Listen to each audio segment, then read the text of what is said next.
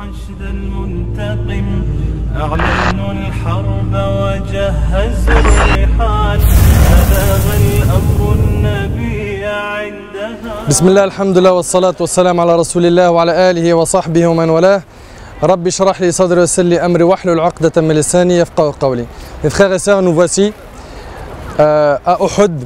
Derrière nous, il y a la montagne de Uhud. Juste ici, nous avons le petit mont des archers, Jabal al-Rumat. C'est ici qu'a eu lieu cette grande bataille qui est la bataille de Uhud.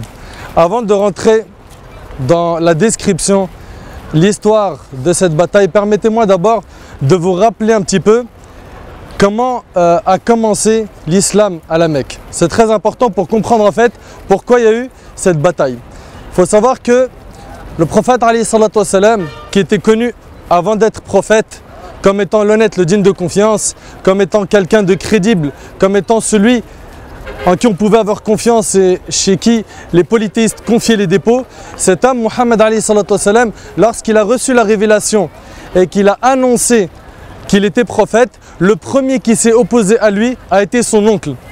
Son oncle qui lui a dit que tes mains périssent en ce jour. Est-ce pour cela que tu nous as réunis?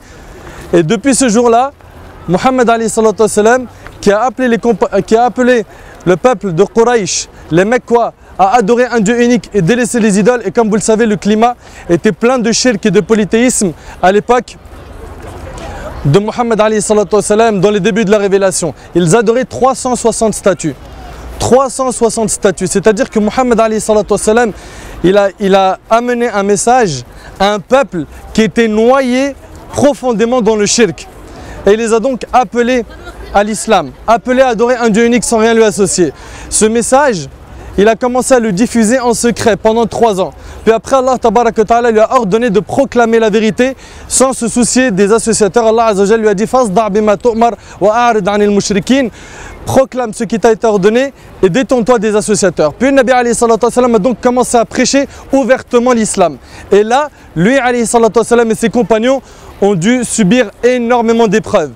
Vous le savez mieux que moi que Bilal radiyallahu anhu, on le prenait en pleine canicule et on le mettait sur son dos, par terre sur les routes de la Mecque, et on plaçait des grosses pierres sur sa poitrine. Ammar radiyallahu anhu, ainsi que Yasser, Soumaïa, ils ont tous souffert. Certains parmi eux sont tombés martyrs, de même que notre prophète alayhi salatu wassalam. Ils ont tout fait pour essayer d'éteindre l'islam. Ils ont d'abord commencé par lui proposer de l'argent pour qu'il arrête d'appeler à l'islam.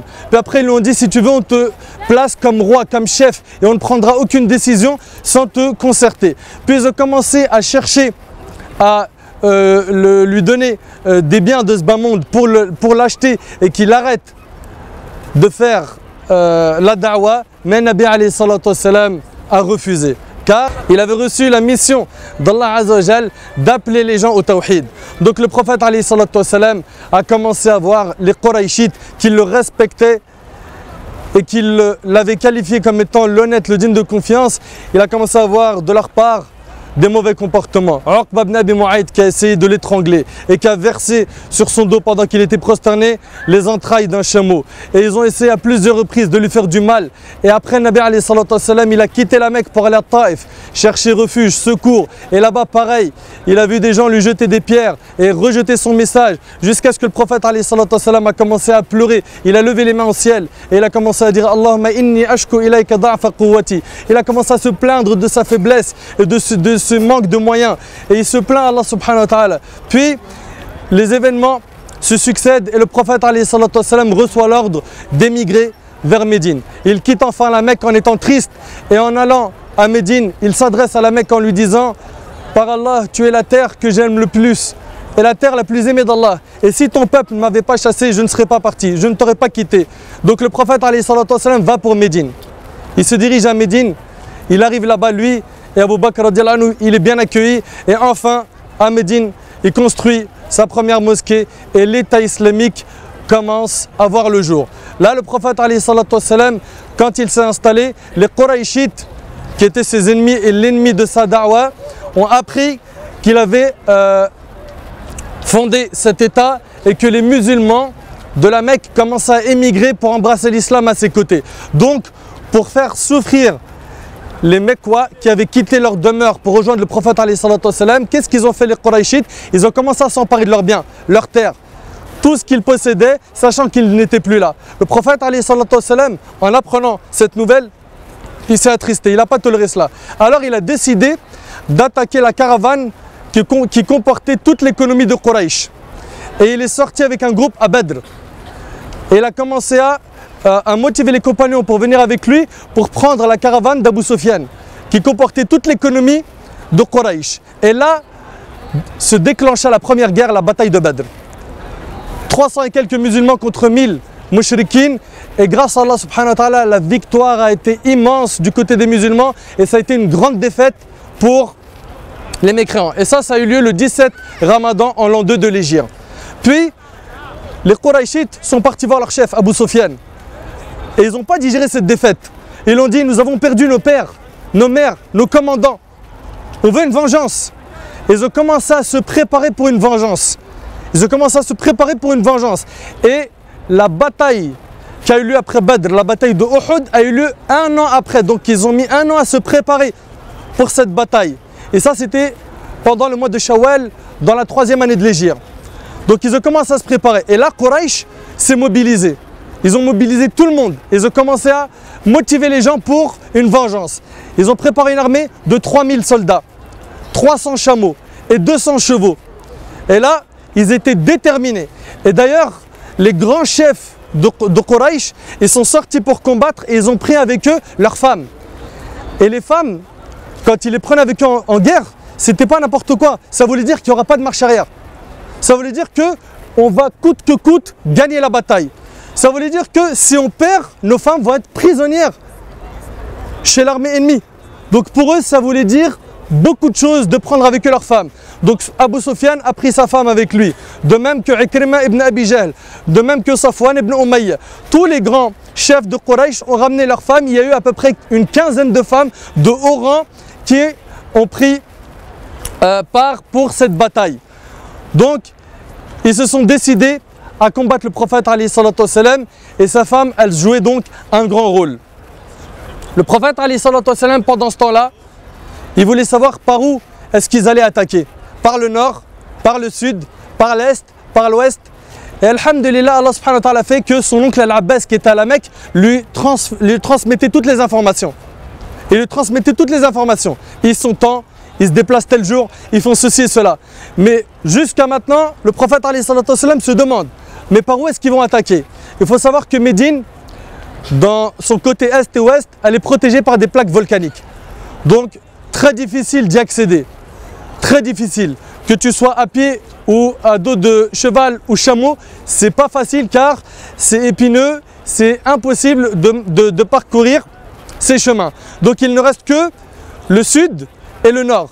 Le sud, pour rentrer à Médine par le sud, c'était aussi difficile. Pourquoi? Parce qu'il y avait une zone de palmeraies.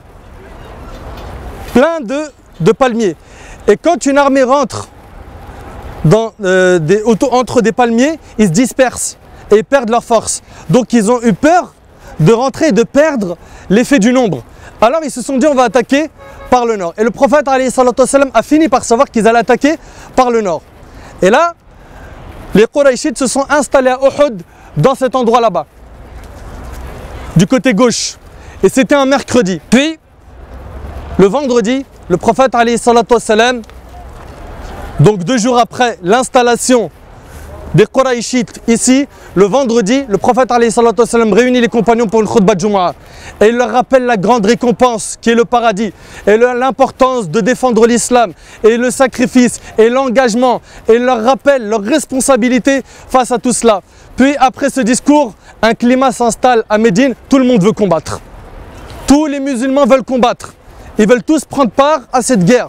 Même les plus jeunes, même les non-pubères, Ibn Omar et plein d'autres. Et le prophète alayhi salatu wassalam a refusé les non-pubères. Et il a fait une exception pour Rafi' ibn Khadij qui avait 15 ans. Il l'a pris car il était très bon au tir à l'arc. Et Samur ibn Jundub, qui est aussi jeune et qui avait son âge, lui a dit pourquoi tu le prends lui et tu ne me prends pas moi? Ils voulaient tous participer à la bataille, ils voulaient tous se sacrifier pour Allah subhanahu wa ta'ala. Et Samur ibn Jundub, quand il a dit ça au prophète alayhi salatu wassalam, il a dit je suis plus fort que lui en corps à corps. Le prophète alayhi salatu wassalam leur a demandé de faire une lutte en corps à corps et effectivement Samur ibn Jundub l'a mis à terre. Et là il l'a accepté dans la bataille. Donc là le prophète alayhi salatu wassalam commence à organiser son armée. Il commence à l'organiser, ils sont 1000 musulmans contre combien? 3000. Mais les Qurayshites savaient que ce n'était pas le nombre qui faisait changer la donne, car ils ont eu l'expérience à Badr. Ils ont eu l'expérience. Donc les compagnons radiallahu anhum, ils étaient au nombre de 1000. Et tous, ils voulaient participer, et ils voulaient, corps et âme, combattre et donner leur vie pour Allah subhanahu wa ta'ala. Puis après le prophète alayhi salatu wassalam, il concerte les compagnons. Il leur dit, est-ce qu'on les combat à l'intérieur de Médine, on les laisse rentrer dans notre ville et on les combat sur notre terrain, ou est-ce qu'on sort à leur rencontre? Le prophète alayhi salatu wassalam était de l'avis qu'il était préférable de les recevoir à Médine, sachant qu'ils maîtrisaient bien les rues et qu'ils connaissaient bien comme il faut leur ville. Pour eux, c'était beaucoup plus simple de vaincre cet ennemi sur leur terre même. Puis, deux groupes se sont constitués. Le groupe de Abdullah ibn Ubay, l'hypocrite, le chef des hypocrites, qui a dit « Moi, je suis de l'avis de Muhammad alayhi salatu wassalam ». Et lui, en fait, il a voulu rester à Médine pour une simple raison, c'est de se cacher dans une maison et pas de combattre. Et un autre groupe qui était les jeunes, qui eux ont dit non, on sort à leur rencontre. Et parmi eux, il y avait Hamza, radiallahu anhu. Ils voulaient sortir et ils voulaient montrer à l'ennemi qu'ils n'avaient pas peur de les rencontrer. Ils ont donc commencé à motiver le prophète alayhi salatu wassalam et cet avis commence à devenir majoritaire. Jusqu'au point où le prophète alayhi salatu wassalam est rentré chez lui pour enfiler son armure. Et là, pendant ce temps-là, les compagnons se sont dit, on a l'impression de l'avoir forcé. Ils ont eu comme des petits remords d'avoir forcé le prophète alayhi salatu wassalam, alors que c'est le prophète alayhi salatu wassalam. C'est lui le chef. Ils se sont dit peut-être qu'on l'a forcé. Alors ils ont dit au messager d'Allah, peut-être qu'on t'a forcé. Et là le prophète alayhi salatu wassalam a dit, il n'appartient pas à un prophète, quand il a enfilé son armure, de l'enlever jusqu'à ce qu'il combatte. Et là le prophète alayhi salatu wassalam a donc gardé son armure et il a commencé à diriger ses compagnons vers ce lieu qui est Uhud. Le prophète alayhi salatu wassalam, en chemin avant d'arriver ici, il s'aperçoit que 300 de son armée font marche arrière, ils font demi-tour. Pourquoi? Car Abdullah ibn Ubay, le chef des hypocrites qui ne voulait pas combattre, a réussi à détourner 300 parmi eux, il les a convaincus qu'il fallait repartir. Et ils sont repartis. Puis le prophète alayhi salatu wassalam se retrouve avec 700. Et là il y a eu une déstabilisation dans les rangs des musulmans.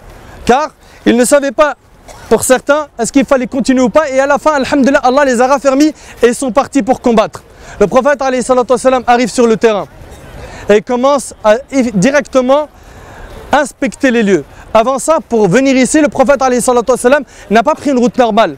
Il a dû passer par des palmeraies pour pas que l'ennemi le voie et que la bataille se fasse sans qu'il ait fait ses calculs stratégiques pour que le combat ait lieu de la meilleure des manières. Donc le prophète alayhi salatu wassalam arrive ici et il s'est placé stratégiquement. Son armée s'est placée là-bas. Comme vous pouvez le voir là-bas, il y avait donc la montagne derrière son dos. Donc il était protégé au niveau de son dos, personne ne pouvait l'attaquer. Et à sa droite, il y avait la montagne. Et du côté droit, ça c'était le point faible des musulmans, le prophète alayhi salatu wassalam a décidé de placer 50 archers. Les archers, c'est ceux qui tirent à l'arc, dans ce mont-là, qui s'appelle Jabal al-Rumat, le mont de Rumat. Donc en fait, il a réussi à faire un demi-cercle, alayhi salatu wassalam, protégé. Le côté droit qui était protégé, le dos et le côté droit en haut, le côté gauche en haut, il y avait 50 archers, à leur tête Abdullah ibn Jubayr, radiallahu anhu. Donc il les a placés là-haut avec les flèches. Et il savait, alayhi salatu wassalam, que leur rôle allait être très grand. Le prophète, alayhi salatu wassalam, il place donc son armée. Et il commence à motiver les compagnons. Et bien sûr, pour les motiver, il n'a pas d'argent à leur proposer, ni de grands palais, mais plutôt il leur parle du paradis, du Jannah, de l'Jannah. Et il commence donc à leur parler du paradis. Le prophète alayhi salatu wassalam a préparé l'armée et il a placé des chefs de groupe. Il a placé Al-Miqdad ibn al-Aswad à droite, au milieu Hamza et Mus'ab ibn Umayr, et à gauche Al-Mundhir ibn Amr. De l'autre côté, les Qurayshites, ils avaient Abu Sufyan comme chef, qui était en train de les motiver et les inciter à la haine. Et derrière, il y avait les femmes qui chantaient des chants pour exciter l'armée et pour leur rappeler la défaite de Badr et ce qu'ils avaient perdu pour que la vengeance soit grande. Alors, de leur côté à eux, ils avaient 3 chefs d'armée. Ils avaient Ikrima ibn Abi Jahl qui était à droite. Ils avaient Khalid ibn Walid qui était à droite. Au milieu, ils avaient Safwan ibn Umayya et Ikrima ibn Abi Jahl qui était à gauche. Et chacun, il avait son groupe. Donc, ils sont tous prêts au combat. Et avant de combattre, il y avait une coutume chez les Arabes, c'était d'abord de faire des duels. Des duels avant qu'il y ait une rencontre entre les 2 armées pour voir la température du combat. Et il y a eu 3 duels et les 3 duels ont été remportés par les musulmans. Et ça a été très rapide, très rapide. Puis après cela, il y a eu directement la rencontre entre qui? Entre les 2 armées. Et en quelques temps, l'armée musulmane s'est retrouvée au rang, écoutez bien, au rang des femmes. Les femmes qui étaient tout au fond. Tout au fond. Parmi eux, Abu Dujana a réussi à arriver au rang des femmes. Et il faut savoir qu'Abu Dujana, avant la bataille, le prophète a pris son épée. Et il a tendu son épée comme ça, il a dit « Qui prend mon épée et l'honneur ?» Et là, les compagnons, ils sont tous étonnés. Et Abu Dujana pose la fameuse question qui est « Comment honorer ton épée ?» Il a dit « Combattre jusqu'à vaincre l'ennemi. » Et là, Abu Dujana a dit « Moi, je la prends au messager d'Allah. » Et là, Abu Dujana, il prend l'épée, il sort son turban rouge et il le met autour de sa tête. Et les compagnons, en voyant ça, ont compris qu'Abu Dujana avait pris la décision de ne pas rentrer chez lui aujourd'hui. Ils ont directement compris qu'il était prêt à mourir. Et là, un climat de confiance et de force s'installe auprès des compagnons. Et il commence à marcher en gonflant son torse dans les rangs des musulmans. Et là, le prophète dit cette démarche, Allah la déteste, sauf dans ce cas de figure, dans le combat pour impressionner l'ennemi. Donc les compagnons, ils étaient tous prêts à se sacrifier, tous prêts à donner leur vie pour Allah subhanahu wa ta'ala, tous prêts à défendre l'islam. Et ils sont arrivés, comme je vous l'ai dit, en quelques temps, au bout de l'armée. Et celui qui portait le drapeau chez les musulmans était Mus'ab ibn Umayr, le drapeau des musulmans, celui qui le portait avait la responsabilité de le garder élevé. Car dans le cas où il tombait par terre, c'était la défaite. Et du côté des mouchriquines, quand les musulmans sont rentrés dans leur rang, il y a une dizaine d'hommes qui ont cherché l'un après l'autre à prendre le drapeau et ils sont tous tombés avec le drapeau. Tous. Et le drapeau a fini par terre. Et les musulmans ont vu l'armée ennemie fuir. Et là, qui avait la meilleure vue de tout ce qui se passait dans le champ de bataille parmi les musulmans? Les archers, car ils étaient en hauteur. Ils ont commencé à voir que les musulmans étaient en train de ramasser les butins de guerre.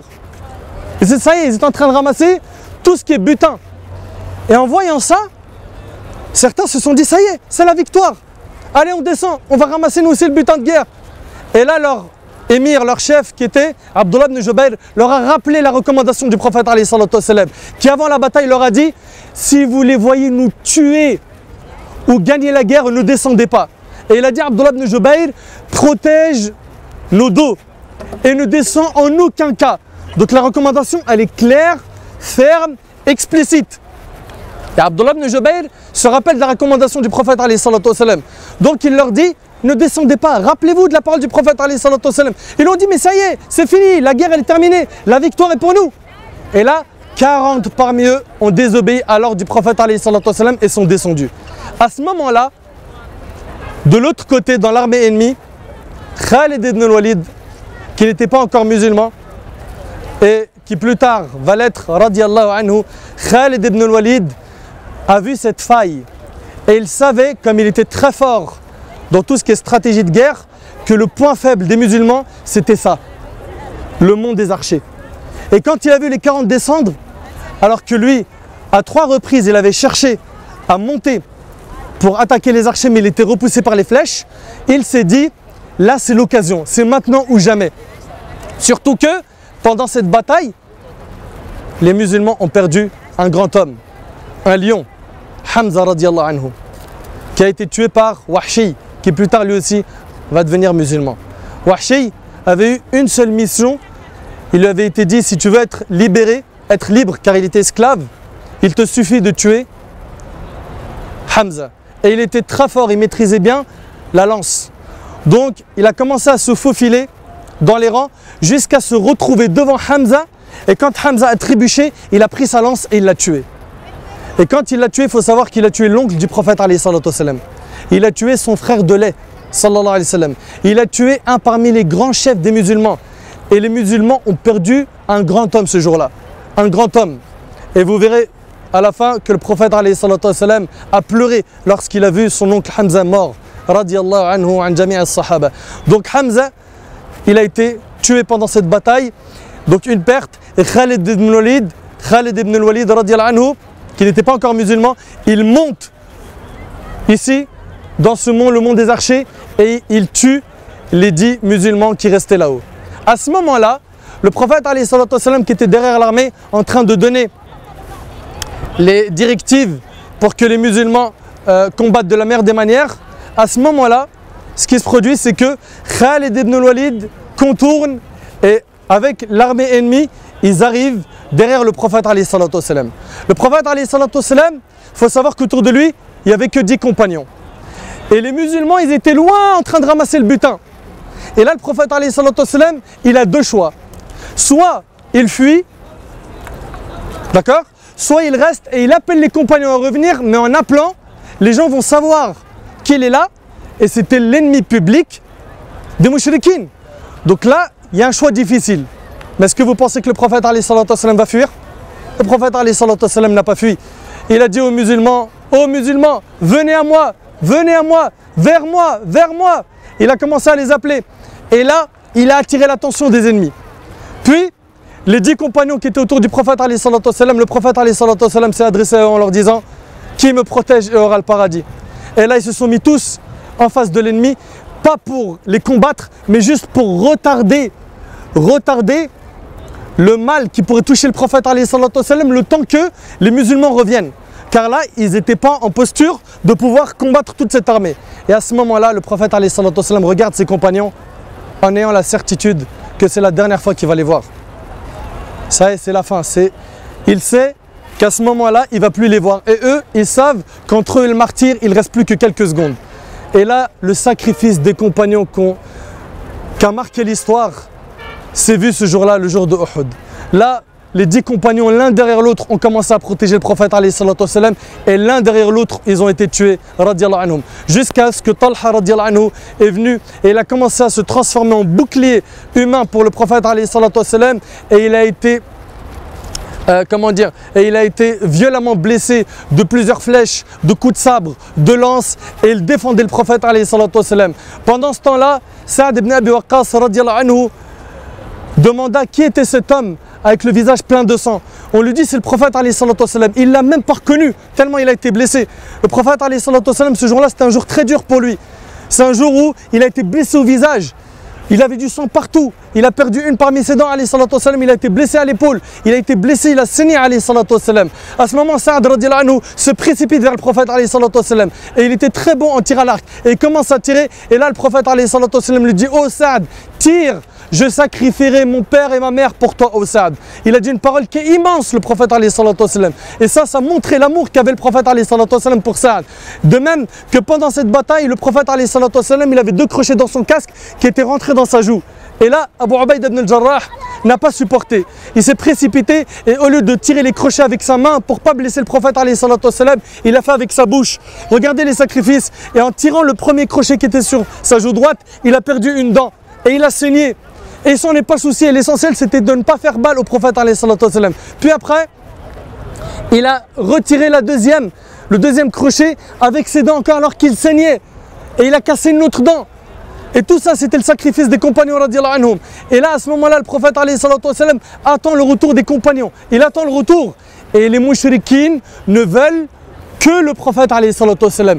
Jusqu'à ce que pendant ce moment-là, Mus'ab ibn Umayr radiyallahu anhu, qui lui portait le drapeau des musulmans, ils commencent à se faire combattre. Et les musulmans qui étaient partis ramasser le butin commencent à recevoir des flèches par derrière. Et là, c'est le flou total sur le champ de bataille. Les musulmans ne comprennent plus rien. Ils voient des flèches arriver par derrière, ils voient que le drapeau des mouchriquines se relève à nouveau, et ils voient que Mus'ab ibn Umayr radiyallahu anhu se fait couper le premier bras. il prend directement le drapeau avec sa main gauche et il se fait couper le deuxième bras. Puis après, il prend le drapeau avec le reste de ce qui lui reste comme ça sur les côtés. Puis après, il a été tué.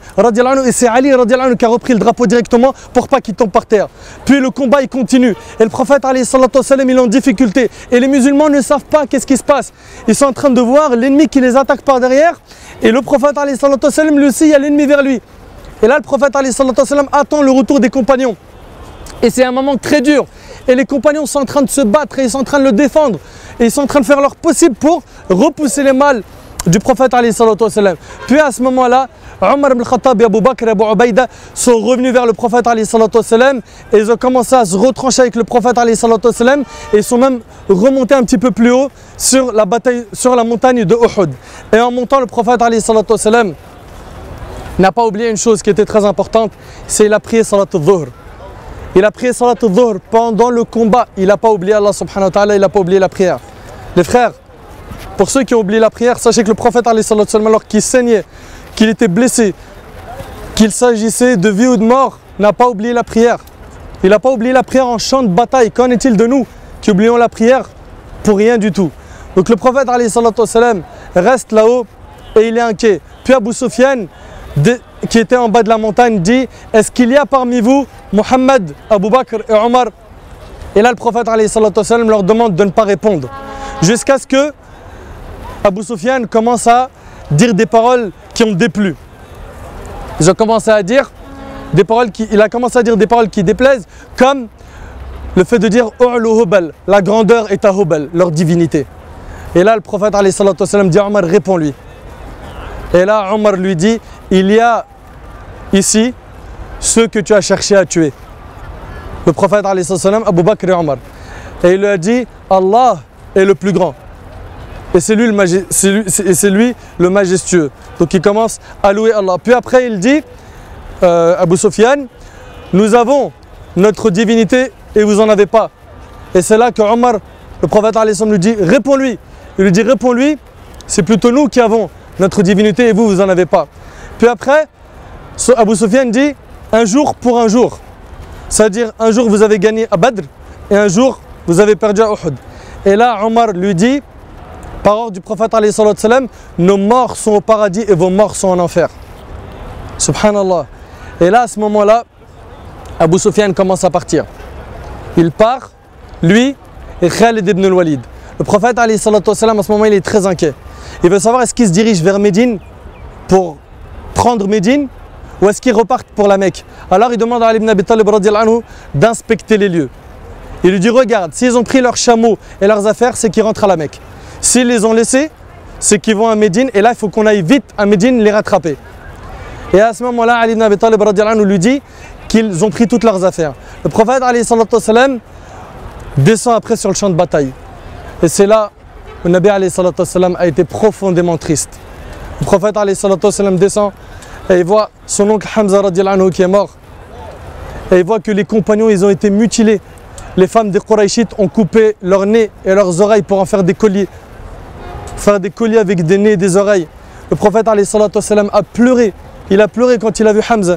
Il a pleuré quand il a vu ses compagnons morts. Il a commencé à faire des doigts pour eux. Il a fait des doigts, des invocations. Il était triste. Et là, à ce moment-là, le Nabi a ordonné qu'il ne soit pas enterré au Baqi', mais plutôt ici dans le cimetière que vous voyez là, c'est le cimetière de Uhud. Ce cimetière se trouvent les 70 compagnons qui ont été tués pendant la bataille de Uhud.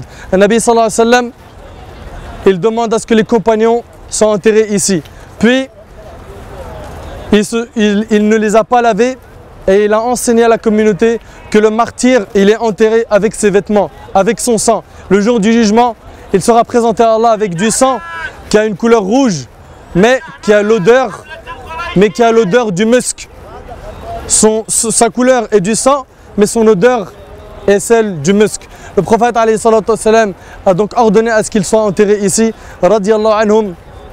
Puis, sallallahu alayhi wa sallam, il s'est dirigé vers un endroit qui s'appelle Hamra el-Asad, qui était à l'extérieur pour voir est-ce que les Qurayshites allaient revenir ou non, car il avait peur qu'en chemin, ils fassent demi-tour et qu'ils viennent s'en prendre à Médine. Alors il est resté là-bas 3 jours et après, quand il s'est rassuré que Quraysh ne revenait pas, il est rentré à Médine, sallallahu alayhi wa sallam. Ça, c'était un bref résumé de la bataille de Uhud. On peut voir dans la bataille de Uhud que ça a commencé par une victoire, puis une défaite à cause de la désobéissance, puis à la fin quand même une victoire, sachant qu'ils ne se sont pas emparés de Médine, n'est-ce pas? Ils sont partis sans s'en prendre à Médine. Donc il y a eu un avantage d'un côté et un avantage chez les autres. Il y a des grandes leçons qu'on peut tirer de cette bataille. La première, et c'est la plus importante, écoutez bien, c'est que la miséricorde d'Allah Azzawajal, elle est immense. La porte du pardon est ouverte et elle est grande, immense. Pourquoi je vous dis ça? Parce que Hind, qui était là à chanter et à motiver les troupes pour combattre, plus tard a embrassé l'islam. Ikrim ibn Abi Jahl, l'ennemi, devient lui aussi musulman. Khalid ibn al-Walid, qui était un grand chef combattant, devient lui aussi musulman. Wahshi, qui a tué Hamza, devient lui aussi musulman et bi'idhnillah, il sera au paradis avec Hamza, celui qui l'a tué. Vous imaginez un petit peu, subhanallah? De même que plusieurs parmi eux, et subhanallah, ça montre une chose, c'est que ces gens-là, c'était non seulement des ennemis de l'islam, mais ils ont cherché à tuer le prophète alayhi salatu wassalam. Qu'y a-t-il de pire que cela? Et avec tout ça, le prophète alayhi salatu wassalam, bien sûr, il les a accueillis bras ouverts pour qu'ils deviennent musulmans.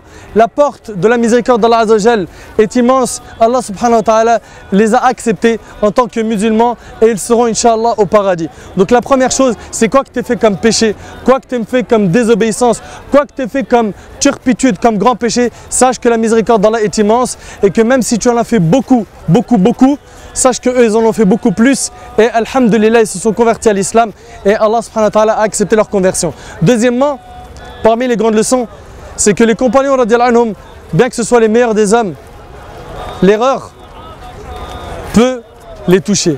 Vous avez bien vu que les compagnons radiyallahu anhum ont désobéi à l'ordre. Mais les compagnons radiyallahu anhum, c'était des hommes, ça c'est une chose.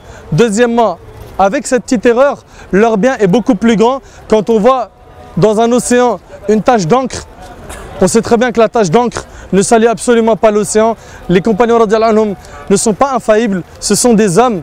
Et ce n'est pas n'importe quel homme, c'est des hommes qu'Allah subhanahu wa ta'ala a choisi pour qu'ils tiennent compagnie au prophète alayhi salatu wassalam. Ça c'est la deuxième leçon. La troisième, c'est les sacrifices des compagnons. Regardez ce qu'ils ont sacrifié. Ils étaient prêts à perdre leur vie pour faire triompher l'islam. Quant à nous, qu'est-ce qu'on a fait comme effort pour faire triompher l'islam?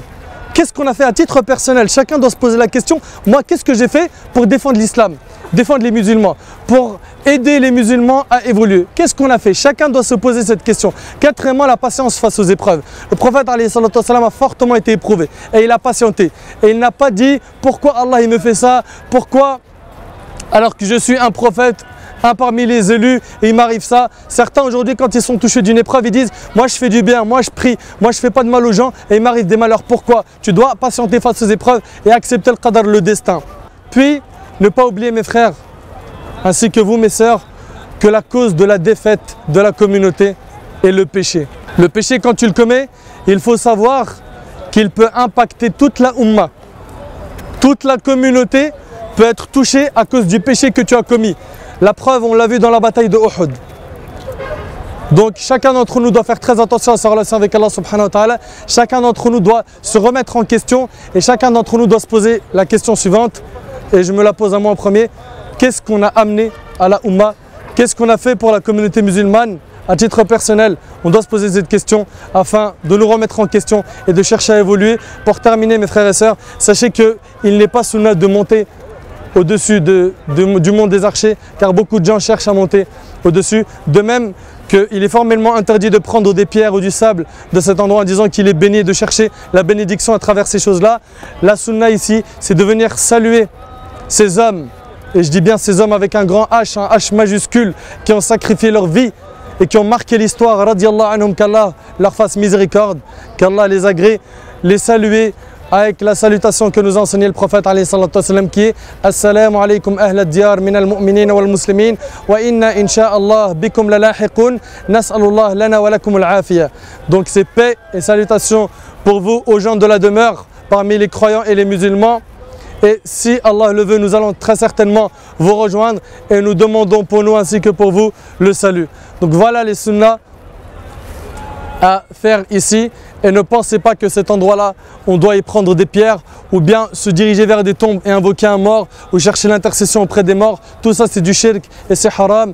Et j'espère, Inch'Allah, que la bataille de Uhud ne sera pas une simple histoire qu'on a racontée, mais qu'on pourra, Inch'Allah, tirer de cette grande bataille ces riches leçons et qu'elles nous permettent de nous remettre en question. As'Allah subhanahu wa ta'ala an yanfa'ani bima qultu wa yanfa'akum bima sami'tum. Hadha ma a'lam wallahu azza wa jalla a'la wa a'lam. Subhanaka Allahumma bihamdik ashhadu an la ilaha illa anta astaghfiruka wa atubu ilayk.